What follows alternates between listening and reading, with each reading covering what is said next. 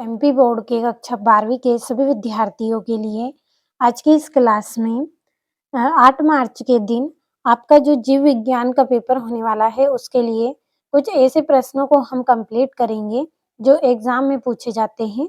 पूरे आपको यहाँ पे मोस्ट इम्पोर्टेंट क्वेश्चन आज की इस वीडियो में मैं बताऊंगी और 70 में से अगर आपको 65 अंक चाहिए तो आपको जितने भी प्रश्न दे रही हूँ सभी को कंप्लीट करें।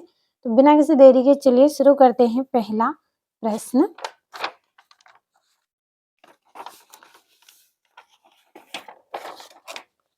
आपका यहाँ पे पहला प्रश्न है, सही विकल्प चुनिए। पहला है डिटर्जेंट के उत्पादन में उपयोगी एंजाइम है। डिटर्जेंट के उत्पादन में उपयोगी एंजाइम कौन सा है? तो इसका आंसर आपका यहाँ पे रहेगा एमाइलेज। एमाइलेज एंजाइम क्या है? उपयोगी है। दूसरा है रंग वर्धांधता रोग होता है। जो रंग वर्णांधता जो रोग होता है वो वाई संलग्न जीन के द्वारा होता है। तीसरा है इथिडियम ब्रोमाइड का उपयोग किसके अभिरंजन में होता है? तो इसका आंसर आपका यहाँ पे रहेगा डीएनए के अभिरंजन में होता है। तो डीएनए आंसर सही रहेगा। चौथा है सूक्ष्म जैविक क्रियाएं द्वारा उत्पादित विटामिन है। सूक्ष्म जैविक क्रियाओं के द्वारा उत्पादन जो विटामिन है वो कौन सा है? आपका बा वाला आंसर सही रहेगा, विटामिन B12। पांचवा है निम्नलिखित में से किसके द्वारा जीवन की निरंतरता बनी रहती है? तो जीवन की निरंतरता किसके द्वारा बनी रहती है? प्रजनन के द्वारा, यानी कि जनन जो संतान की उत्पत्ति होती है उसके द्वारा। छठा है बीटी विष प्राप्त होता है। बीटी विष किसके द्वारा प्राप्त होता है? बेसिलस थ्यूरीजिएनिसिस के द्वारा। तो छठे का आ वाला आपका आंसर सही रहेगा। अब यहाँ से हम इंग्लिश मीडियम वाले बच्चों के लिए टिक करेंगे। तो पहले का बी, दूसरे का भी आपका बी, तीसरे का सी, चौथे का आपका रहेगा यहाँ पे बी और पांचवे का सी और छठे का आपका रहेगा ए। कंप्लीट अच्छे से कर लेना है। बढ़ते हैं अगले प्रश्न की ओर। अगला आपका जो प्रश्न है उसमें आपको रिक्त स्थान भरने हैं। पहला है आपका प्राक इंसुलिन में डेडेस होता है जो परिपक्व इंसुलिन में नहीं पाया जाता है। तो इसका आंसर रहेगा आपका, हम यहाँ पे ऊपर लिखेंगे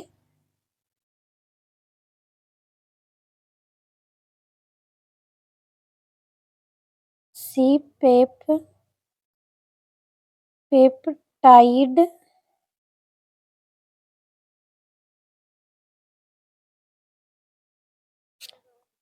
का अतिरिक्त खिंचाव।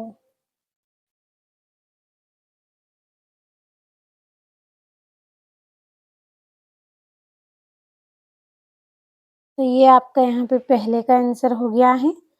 दूसरा है आपका पौधे की जीवन डेडेस प्राय जंतु की अपेक्षा अधिक होती है। तो पौधे की जीवन अवधि है वो प्राय जंतु की अपेक्षा अधिक होती है। तो इसका अवधि आंसर रहेगा। तीसरा है स्वच्छ जल में होने वाली कृषि डेडेस कहलाती है। स्वच्छ जल में होने वाली कृषि क्या कहलाती है? जल संवर्धन या फिर हाइड्रोनिलिक्स कहलाती है। तो इसका आंसर हम यहाँ पे लिख लेंगे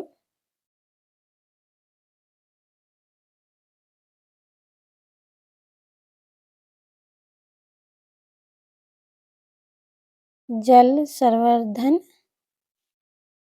या फिर हाइड्रोनिक्स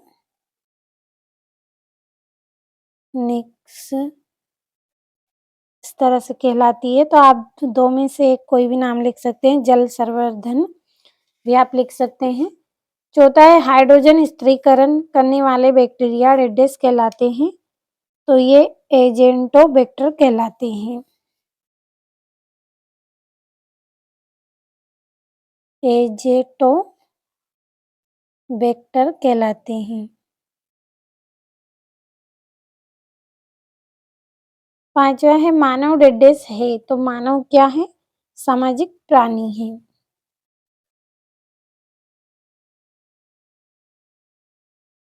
मानव सामाजिक प्राणी है। अगला है डार्विन के जहाज का नाम डेडेस था। डार्विन के जहाज का जो नाम था वो क्या था? HMS Bogle.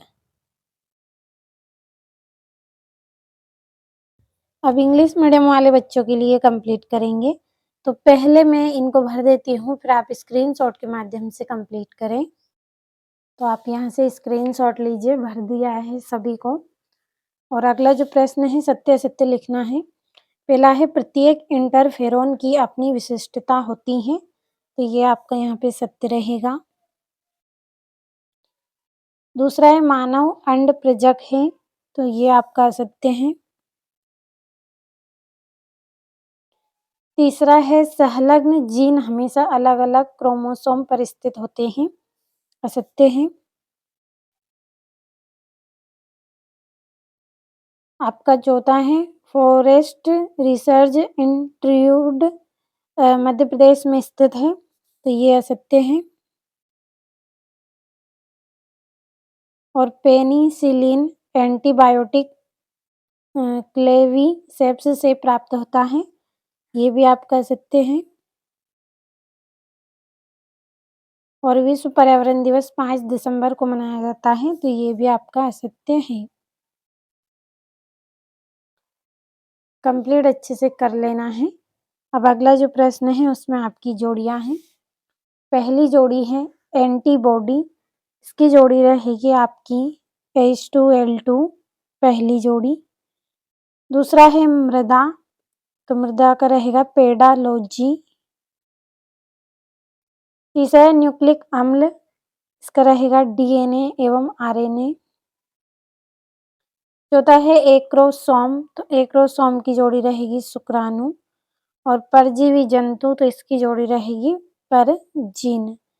ये हो गई आपकी यहाँ पे जोड़ियां। अगले प्रश्न की ओर बढ़ते हैं। अब अगला जो प्रश्न है एक वाक्य में उत्तर दीजिए। पहला है प्रथम ट्रांसजेनिक ग्राफ का नाम लिखिए, तो इसका आंसर आपका रहेगा यहाँ पे रोजी।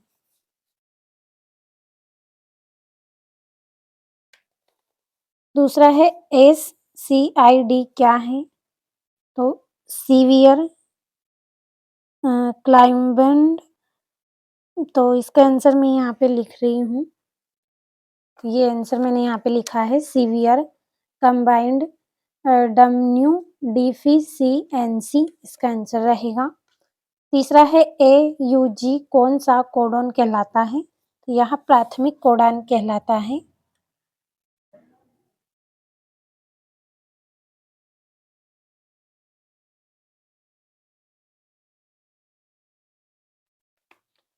चौथा है मिलर ने अपने प्रयोग में कौन कौन से पदार्थ लिए,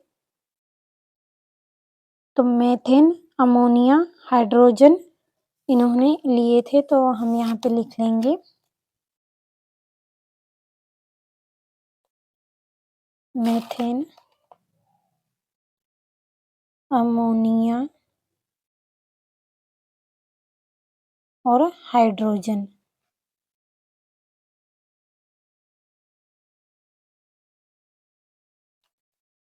आपका पांचवा है एथेनॉल के बड़े पैमाने पर उत्पादन के लिए किस ईस्ट का प्रयोग किया जाता है, तो बेकर्स ईस्ट का प्रयोग करते हैं।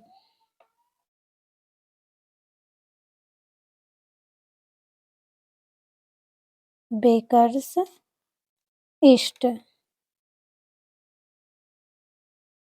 और यहाँ से इंग्लिश मीडियम वाले बच्चों के लिए भी भर दिए हैं, स्क्रीनशॉट के माध्यम से कंप्लीट कर लें। और छठा प्रश्न है एलर्जी क्या है। सातवां है मनुष्य में उदर गुहा के बाहर वृषण क्यों स्थित होते हैं। और आठवां है एक आदर्श गर्भ निरोधक के लिए आवश्यक विशेषताएं आपको बतानी है। और क्या विद्यालयों में यौन शिक्षा आवश्यक है, समझाना है आपको। यहाँ पे नवा है एक उदाहरण की सहायता से अपूर्ण प्रभाविता तथा सह प्रभावता में अंतर स्पष्ट कीजिए।